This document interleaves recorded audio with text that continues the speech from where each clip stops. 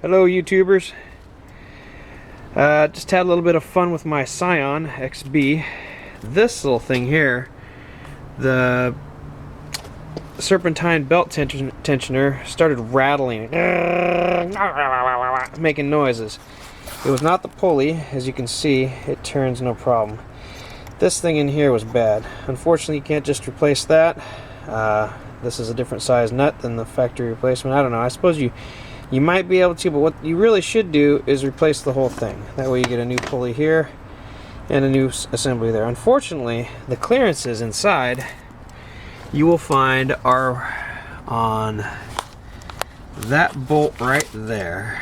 I don't know if you can see it.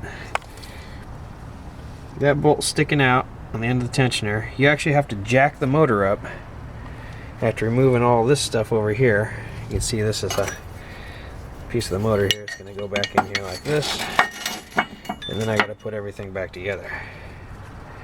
This was not easy. It took 4 hours to do this, and that bolt, no matter what you do, is not going to come out unless you've got clearance. It means you got to jack up the motor.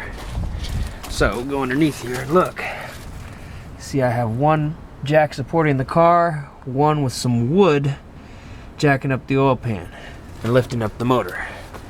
That's how I learned how to do it. You can do it if you want to. But as you can see, I had to go up quite a bit.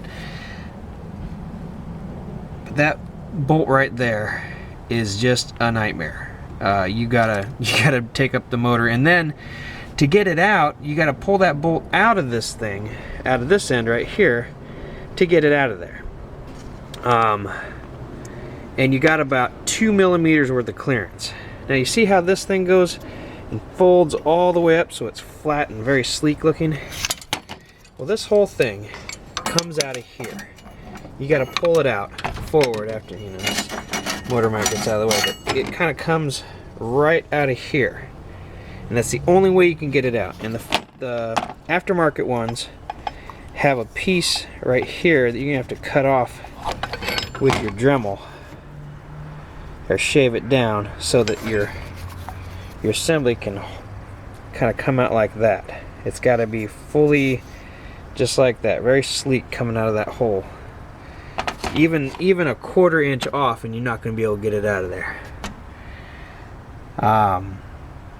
Wish I could show you the whole procedure. There's a lower, the lower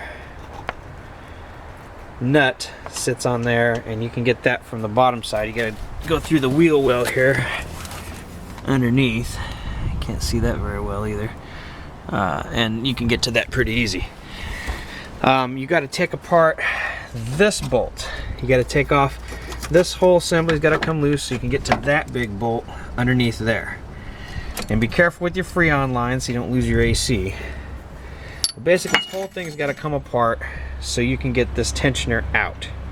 And then the tensioner, the new tensioner goes right back in there, and then you just get that bolt down there, that freaky bolt right there, to catch a few threads, and then you can screw it back in.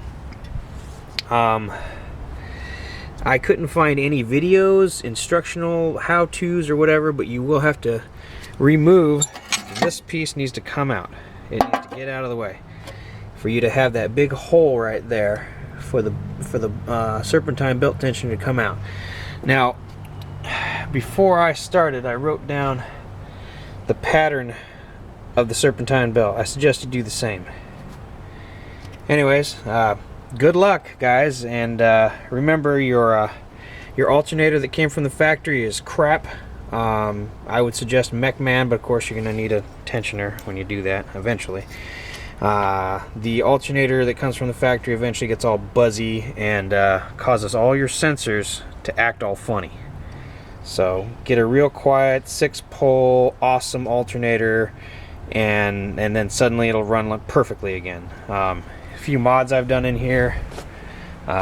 This in your XB is exposed. So you got this huge wiring harness here that doesn't have a cover on it on factory. I made this cover, and I suggest you put one over there. I change my air filter all the time, about every other thing, but I've gotten I'm at 150,000 miles now, and this thing still gets me to work and back, no problems. change the spark plugs every 25,000 miles, go through iridium plugs. Anyways, that's how you kind of take care of this thing. Don't forget to put synthetic oil in it, and happy motoring.